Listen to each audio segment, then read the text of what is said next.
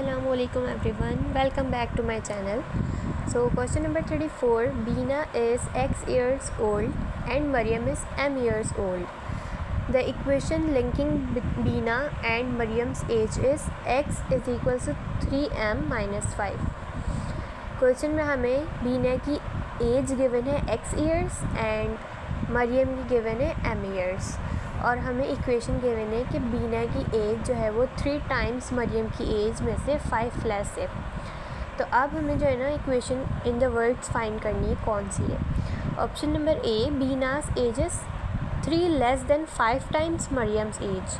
मतलब जो बीना की एज है वो है x, इज़ का मतलब इक्वल्स टू 3 लेस देन, मतलब कि 3 कम है 5 times Mariam age. 5 times Mariam age से 3 लेस. क्या ये क्वेश्चन है? No, option A is incorrect. B, Beena's age is 5 less than 3 times Mariam age. अब बीना की एज क्या थी? x गिवन थी ना, इसका मतलब equals to and 3 times Mariam age, 3 times Mariam age में सिर्फ कितना कम? 5 लेस, माइनस 5. ये इक्वेशन थी. Option B is correct. Question number 35, the amount of soft drink in a glass would most likely to be expressed in. Soft drink के glass में amount of liquid या amount of जो भी drink है वो किस unit में हम एक्सप्रेस करेंगे? किलो लीटर्स, लीटर्स, सेंटीमीटर्स या फिर मिलीमीटर्स. मीटर तो देखें डिस्टेंस की यूनिट हो गई, तो ये 2 ऑप्शन तो एलिमिनेट हो गए. अब बचा kilo litres and litres. Liquid को हमेशा हम लीटर्स में मेजर करते हैं, तो kilo litre is a very large unit. ठीक है, ये बहुत ज़्यादा बड़ी हो जाएगी. इधर लिखा हुआ है अ ग्लास. अब एक ग्लास में किलो तो आ नहीं सकता, तो obviously litre is correct option. Question number 36, factor x square minus 25. इसको हमने फैक्टर करना, फैक्टराइज करना है. यह है a, यह है b. आपने जो है वो एक फार्मूला पढ़ा होगा a square minus b square.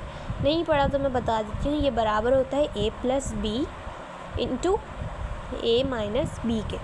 तो यहाँ पर हमारे पास a की पोजीशन पे है x एंड b की पोजीशन पर है 5, बिकॉज 5 का स्क्वायर इज़ 25. तो हम इसको किस तरह लिख सकते हैं? x plus 5 and x minus 5. तो ये ऑप्शन के कौन सा है? ये है option number A. Option A is correct. Question number 37, there are 8 students on the cricket team. Cricket team के अंदर कितने स्टूडेंट्स हैं? 8. And 12 students on the hockey team. Hockey में कितने हैं? 12. What is the total number of students of the 2 teams. दोनों team में total कितने स्टूडेंट्स हैं, हमें ये फाइंड करना है. If 3 students are on both teams. अगर 3 ऐसे बच्चे हैं जो दोनों टीमों में, क्रिकेट में भी एंड हॉकी में भी. तो ये जो है ना टॉपिक सेट का क्वेश्चन है. इसको हम इस तरह करते हैं कि हम वेन डायग्राम बनाते हैं. ठीक है, ये सेट ए है यानी कि क्रिकेट वाले, एंड ये सेट बी है यानी कि हॉकी वाले. अब 3 स्टूडेंट्स ऐसे हैं जो दोनों में होते हैं, वो हम मिडिल में लिख देते हैं. ठीक है, अब टोटल स्टूडेंट्स ऑफ क्रिकेट कितने थे? 8. 3 यहाँ आ गया. अब यहाँ पे कितने बच गए? 5. टोटल स्टूडेंट्स हॉकी में कितने थे? 12. 3 यहाँ आ गए, तो यहाँ पर कितने बच गए? 9. सबको हमने एडअप कर लेना है. 5 प्लस 3 प्लस 9, ये बन जाएंगे 8. 17 स्टूडेंट्स टोटल आ गए. इसको हम इस तरह भी कर सकते थे और इस तरह भी कर सकते थे कि 8 और 12 को ऐड कर दें. ये हो जाएगा हमारे पास 20 हो जाएगा. एंड देन 3 जो है वो हमारे पास दोनों में थे, तो 3 को एक बार हमने 20 में से सब्ट्रैक्ट कर दिया. तो इस तरह भी आंसर हमारे पास आ सकता था. Option B is correct. Question number 38, let 2x plus 3, ये हमारे पास f ऑफ x है. And if x is equals to 3, what is the value of f of 3. यहाँ पे हमने सिंपली 3 पुट कर देना है. हमें क्वेश्चन में गिवन है f of x is equals to 2x plus 3. 2x plus 3 given है. हमने यहाँ पे पुट कर दिया x की जगह पर 3 प्लस 3. 2 3 से क्या हो गया? 6 एंड प्लस 3, ये हमारे पास वैल्यू आ जाएगी. 6 plus 3 is 9. Option C is correct. So question number 39, simplify under root 600। इसको सिंप्लीफाई करने के लिए हमने 600 का क्या ले लेना है, एलसीएम ले लेना है। 2 3 ज़ा 6, 0 0, 2 1 ज़ा 2, 1 इसको दीजिए, 2 5 ज़ा 10 एंड 0, 2 7 ज़ा 14, 1 इसको दे दिया, 2 5 ज़ा 10, देन 5 1 ज़ा 5, 2 इसको दे दिया, 5 5 ज़ा 25, 5 3 ज़ा 15 एंड 3 1 ज़ा 3। अब रूट है तो हमने पेयर्स बनाने हैं, इसको हम ऐसे लिखते हैं, अंडर रूट के अंदर 2 into 2 into 2 into 5 into 5 into 3, 2 into 2 into 2 into 5 into 5 into 3। Root के अंदर पेयर्स बनाते हैं और पेयर्स बनाने के बाद हम इनको बाहर ले आते हैं। 2 ही पेयर बने हमारे पास 2 इंटू 5 का, एंड रूट के अंदर बच गया 2 3 ज़ा 6, 2 5 ज़ा 10, 10 अंडर रूट 6। इसका हमारे पास answer option A is correct. Question number 40 है, let F of X is equals to 2x square minus 3x plus 7 और 5x square minus 2x। Find F of 3।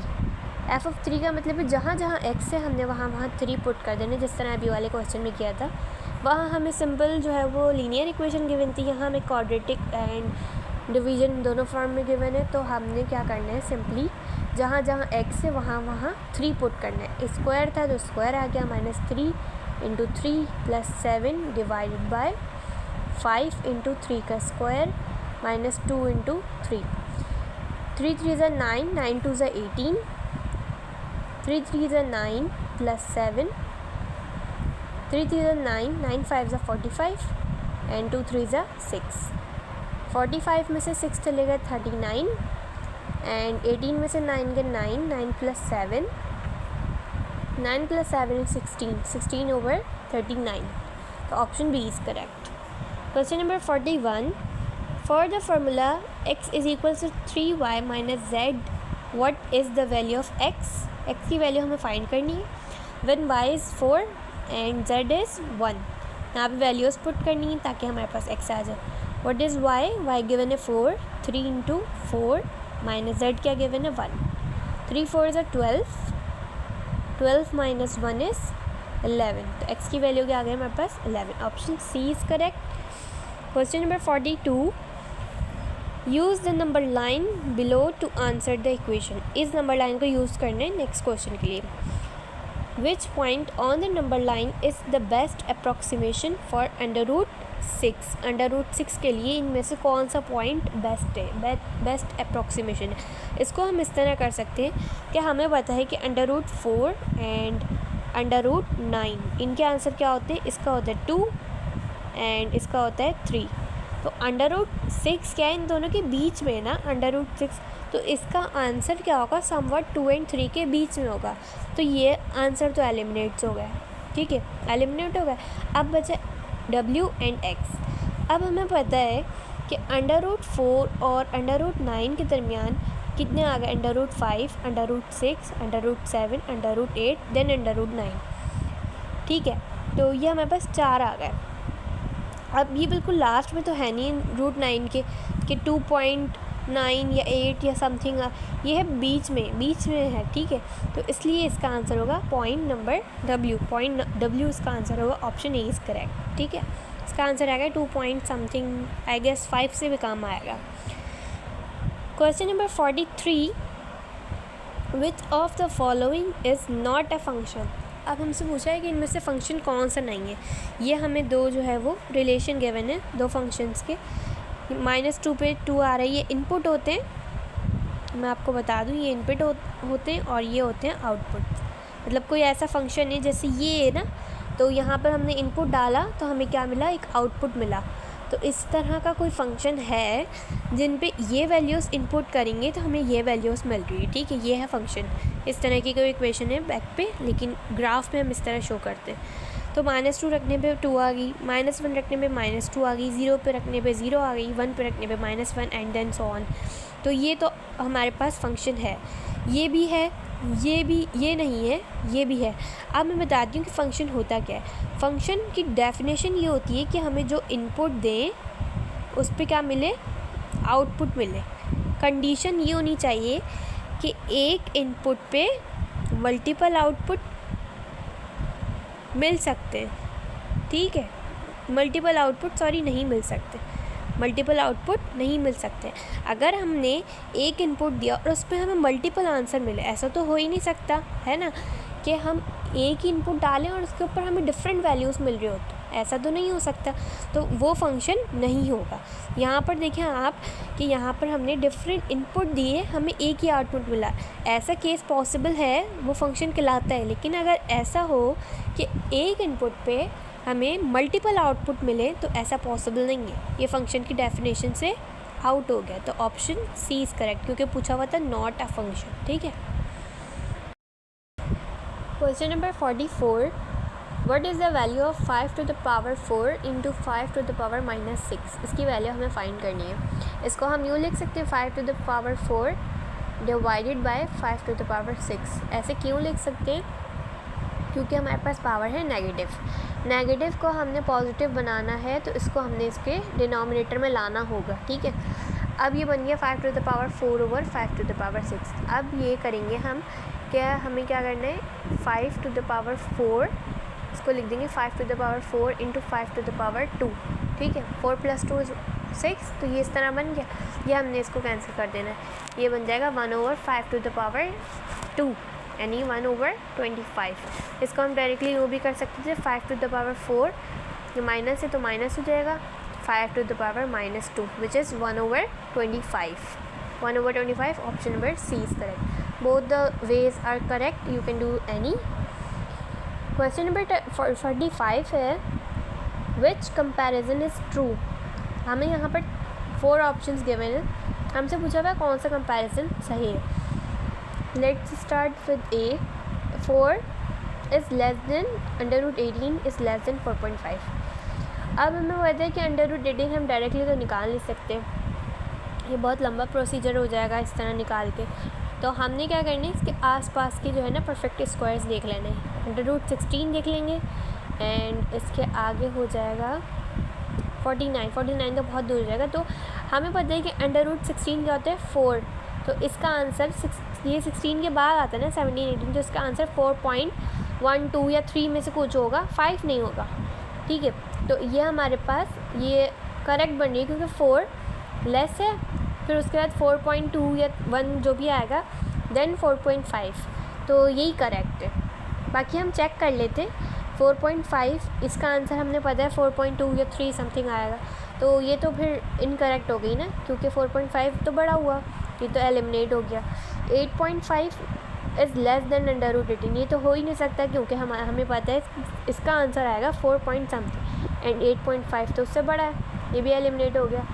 √18 इधर लिखा हुआ है 19, यहाँ लेस देन है और 19 है, तो हमें पता है इसका आंसर 4.2 या 1 आएगा, जो भी आएगा वो तो हमारे पास यहाँ ये सेटिस्फाई नहीं कर रहा है, ये भी ऑप्शन एलिमिनेटेड है, तो option A is correct. Question number 46 है, what is the value of C की वैल्यू बतानी है हमने। ये है राइट एंगल ट्राइंगल, क्योंकि इसका एक एंगल क्या है 90 डिग्री, और 90 डिग्री एंगल का मतलब है कि ये है राइट ट्राइंगल। ठीक है, और राइट ट्राइंगल पे हम लगा सकते हैं पाइथागोरस थ्योरम।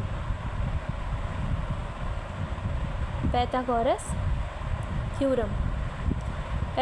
थ्योरम क्या होता है, वो ये होता है, hypotenuse square is equals to perpendicular square plus base square, ये हम यहाँ पर यूज़ कर सकते हैं। अब हाइपोटेन्यूज क्या होता है, जो भी 90 डिग्री के सामने वाली साइड होती है वो हमारे पास हमेशा होती है हाइपोटेन्यूज।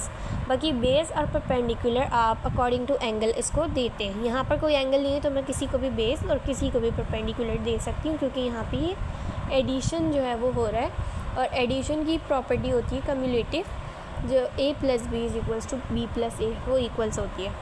ठीक है, तो यहाँ पर हमने हाइपोटेन्यूज मालूम करना है, यानी c² हमें मालूम करना है, एंड 3 का स्क्वायर प्लस 4 का स्क्वायर, 3 3 हो गया 9, एंड 4 4 हो गया 16, 16 + 9 17 18 19 20 21 22 23 24 25, ये आ गया 25। c² हमारे पास आ गया, हाइपोटेन्यूज स्क्वायर 25। हमसे क्या पूछा हुआ था c, तो हम बोथ साइड्स पे रूट ले लेंगे, √25 इज़ 5, तो hypotenuse is 5, option C is correct. Question number 47, which of the following is a shape series with 5 shapes. अब हमें बताना है कि इसकी नेक्स्ट शेप कैसी होगी। अब आपने और ये करना है कि इसके अंदर डॉट्स हैं हर शेप के अंदर, और ये किसी शेप के अंदर इनक्लोज है जिसकी कुछ साइड्स हैं, ठीक है। तो अब आपने गौर करना है कि इसके अंदर कितने डॉट्स हैं, पहले वो काउंट करते हैं। 1 2 3 4 5 6 7 1 2 3 4 5 6, यहाँ पर 6 है, 1 2 3 4 5, यहाँ पर 5 है, एक एक डॉट कम हो रहा है, यहाँ पर 7, यहाँ पर 6, यहाँ पर 5, यहाँ पर 4, यहाँ पर 3। अब कितने होंगे, अब डॉट्स होंगे 2, या तो ये हो सकती है या तो ये हो सकती है। अब एक और चीज़ इन्होंने एज ए क्लू गिवन है, ये शेप गिवन है। यहाँ पर ये जो शेप है ये ऑक्टागोन है, ठीक है, फिर हेप्टागोन है, फिर हेक्सागोन है, फिर पेंटागोन है, फिर स्क्वायर है, यानी साइड भी एक एक कम हो रही है। ये ऑक्टागोन है, ऑक्टागोन की 8 साइड्स, ये हेप्टागोन है इसकी 7, ये हेक्सागोन है इसकी 6, ये पेंटागोन है इसकी 5 साइड्स, ये स्क्वायर है इसकी 4 साइड्स। अब आना चाहिए 3 साइड्स का विद इन 2 डॉट्स, ये रहा with in 2 dots and 3 sides. तो अगला जो शेप होगा वो ऑप्शन ए होगा। Question number 48, a straight line measures 180 degree. A straight line and a triangle are touching as shown in the figure. अब एक स्ट्रेट लाइन और ट्राइंगल इस तरह टच हो रहे हैं जिस तरह फिगर में गिवन है, which could be the value of x. आपको क्या करना है, एक्स की वैल्यू फाइंड आउट करनी है। अब आपको पता है कि एक स्ट्रेट लाइन का एंगल कितना होता है, 180, तो ये पूरा होगा 180। 180 में से आपको इन दोनों को ऐड करके सब्ट्रैक्ट कराना है, तो 180 में से 80 चला गया तो 100 बचा, एंड 100 में से आप मज़ीद 16 निकाल लो, ये बन जाएगा 9, 10 में से 6 चले गए 4, एंड 9 में से बन गए 7। तो ये हमारे पास x की वैल्यू क्या होगी, 74, सॉरी 84, 9 में से बन गए तो 8 आया ना, तो 84 option B is correct. Question number 49, Ali has 48 toffees. Ali के पास 48 टॉफ़ीज़ है। He gave 1/3 to his friend. उसने 1/3 किसको दे दिया, अपने फ्रेंड को दे दी। How many toffees does he have with him. अब उसके पास कितनी बची आपको बताना है। अब हमें पता है कि उसने 1/3 तो दे दिए, अब कितनी बच गई, 1 - 1/3 हम कर लेंगे। 1 - 1/3 ये बच जाएगा एलसीएम लेने के बाद 3 - 1/3 विच इज़ 2/3। आप उसको ऐसे भी कर सकते हैं कि डिनोमिनेटर में 3 रखो और डिनोमिनेटर में से ऊपर वाला न्यूमरेटर माइनस कर दो, तो 3 - 1 इज़ 2, 2/3 उसके पास बच गई।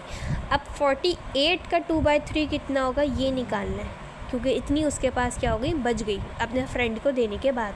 3 × 1 = 3, 3 × 1 = 3, 3 × 6 = 18, 16 × 1 = 16, एंड 16 × 2 = 32।